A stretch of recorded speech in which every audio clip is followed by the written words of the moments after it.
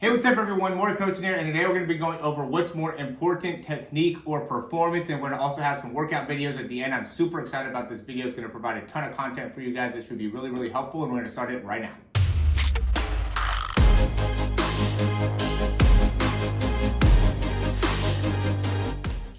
Okay, so this is a really important topic just because I see a lot of people that send in videos to me that are almost focusing a little bit more on technique rather than performance. And, I think it really hampers what you could potentially do in terms of making improvements in your performance when you just focus primarily on technique. I do think you want to be able to add performance into it. So I really want to be able to address this and talk a little bit more about it.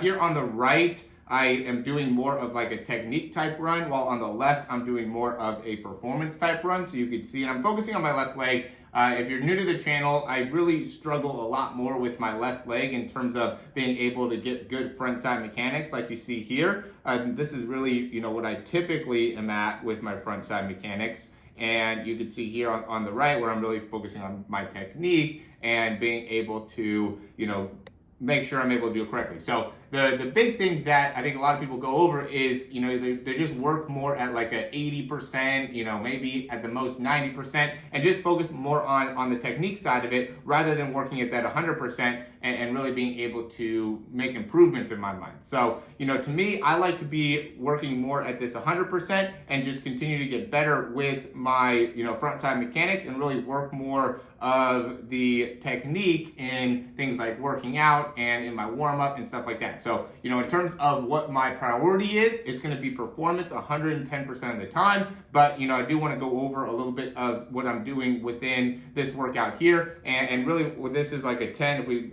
zoom back out, this is like a 10-yard or 10-meter run. It's about, I just kind of measured it out with my feet. So I'm just trying to maximize the best that I can within like a 10-yard space. And what I'm doing here is I'm really putting a focus on, you can see on the right, the technique, and then on the left, just running as fast as I can. So what we're gonna do is we're just gonna compare the two and see what ends up happening.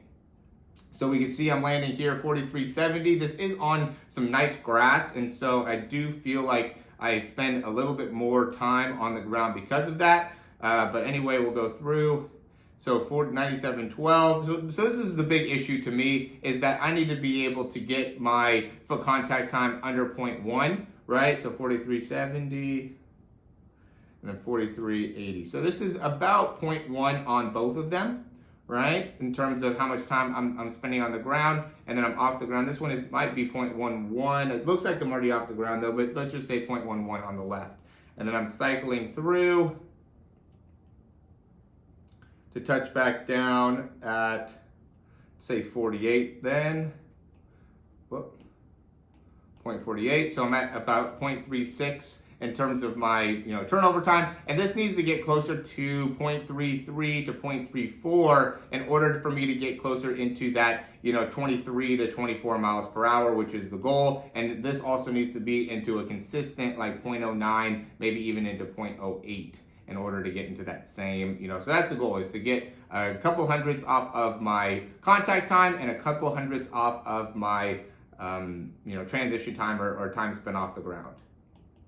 All right, and then we got here on the right, so I'm pushing off at 8.0, and you can see I'm just didn't have great backside mechanics there, and then touching back down at about 1.7. So it's about 0.37 in terms of how much time I'm spending there. You can see my backside mechanics were a little bit better here on the left side in comparison to on the right side. See how my backside mechanics, my foot didn't get all the way up and through near as nicely, just not as good overall mechanics there. And I do think that will end up having an impact on, the ability to transfer over. Let's just kind of get real quick, just look at the time difference here in terms of speed. Let's say I cross there, right about there, 5.0.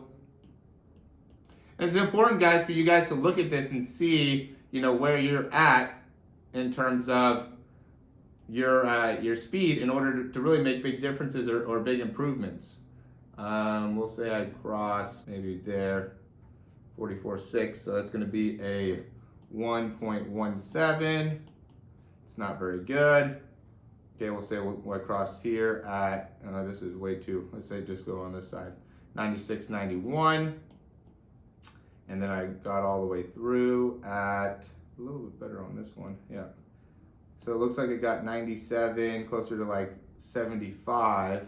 So, you know, a little bit better there, 1.14, you know, closer to something like that. And I was really crossing with that right leg, so I almost feel like I could probably, no, I think 75 is good there. So I was able to run a little bit faster on the left side, even though I wasn't putting as much of a focus on really mastering the front side mechanics. And, you know, it is important to be able to work on the technique as well as being able to work on the performance. So, you know, really the main thing about the video is to go into the fact that, you know, you want to be able to work both, right? We don't want to only be working, you know, technique, and you don't want to only be working performance. I would say you want to be spending about, you know, 80% of your working out time, you know, really working on technique type exercises, and probably about 80% of your sprinting time working on your performance overall. Right? And so we got about 20% on performance when it comes to workout time, and we got about 20% of your workout time going to your technique. All right? That, I mean, obviously it depends on, you know, where you're at from a skill development perspective, but what I mean by that is when you're running, you don't want to spend too much time on your technique. Obviously, your warm-up is 100% working on your, you know, technique and being able to open up, but when you're actually sprinting, it should be about performance, right? And really implementing the stuff that you're doing in your workouts, right? And so that's why I say in the workouts, we want to be working more so on your technique, so that when we get into our ability to perform, we can actually put that action into play and use some of the muscle neurons that we're trying to build up and actually put those into the performance of your running. And over a period of time, you'll get better and better and better, and that's what we're going for. We don't want to go for, you know, running 80% with great technique, right? We want to be able to run 100% and just consistently get better with your technique, and over the course of a month, 3 months, 6 months, be able to continue to see how you are doing with your workouts in terms of what it's doing from a performance perspective, both from a timing, you know, how much time you're gaining, but also how much better is your overall technique getting when you're working at your 100% level. All right, so we're gonna go into some of the workouts that we wanna be able to do that are going to help me in improving my front side mechanics like I talked about, and also improving my contact time. So if you like the information so far, go ahead and click that thumbs up down below, subscribe to the channel, and we're gonna hop into some workouts right now.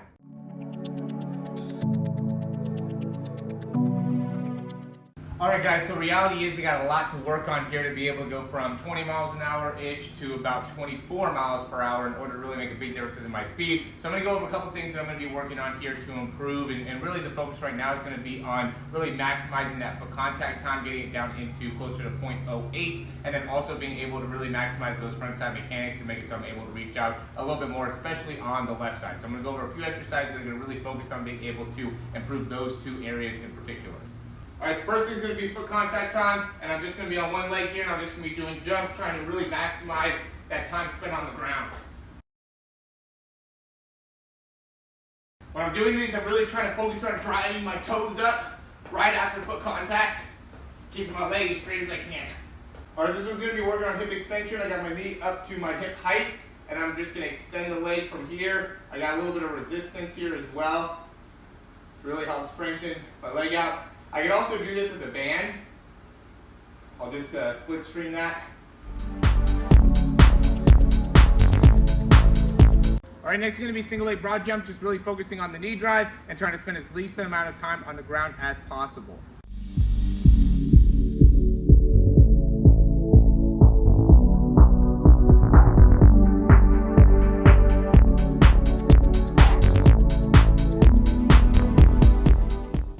Next one's just going to be leg cycles, so I'm just really focusing on trying to get my foot out in front and pull that leg back underneath. I'm going to be doing it about 50-60% of what my max would be, just to really be able to focus on the actual mechanics behind it.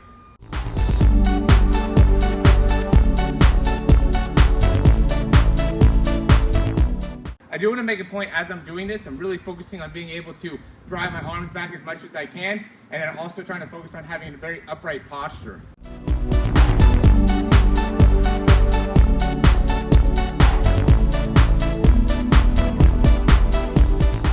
Alright, this is lateral jumps over the box here. This is about a 16-inch box. Just trying to get over side to side, trying to spend the least amount of time as I can. Each one of these jumps here is one of my favorites to improve foot contact time.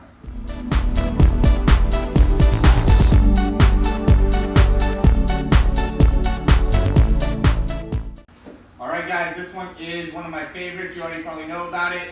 Being able to work on that anterior tib, lower part of the leg, strengthening up those ankles.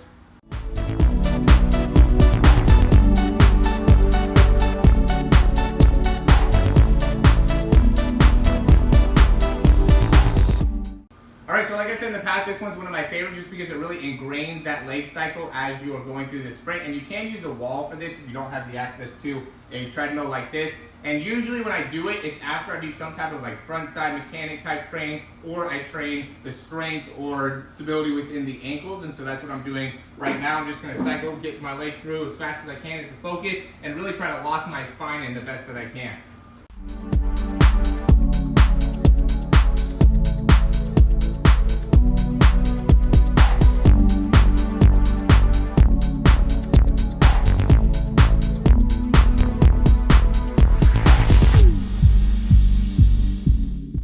Alright, last thing I'm going to do is actually going to be more so for the posture. This is something that I definitely need to improve on. And the more that I can kind of stay upright, I think it'll really help me being able to cycle my leg better. So I'm going to go here.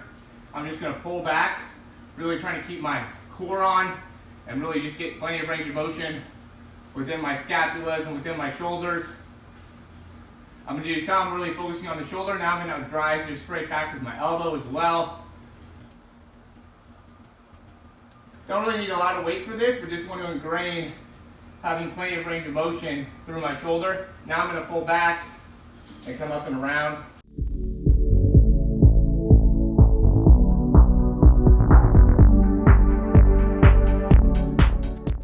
And those are going to be 8 exercises to help you with your front side mechanics and foot contact time. If you liked the video, go ahead and click that thumbs up down below. That really helps us out a ton. Subscribe to the channel if you haven't already and want to see more videos just like this. And if you have any questions, comments, recommendations, you can leave those down below. We're on our way to getting 10 seconds in the 100, and just going to be going over some of the exercises that I'm doing to be able to really make a big difference in my overall turnover speed, as well as my ability to really spend less time on the ground with each one of my steps. If you guys want to get a breakdown, participate with me in this program or do anything like that, check out the link down below in the description. We have a few different things that you can do, whether it's breakdown, speed program, just contact me individually. That's all down in the description down below. Again, thanks for watching. We'll talk to you soon.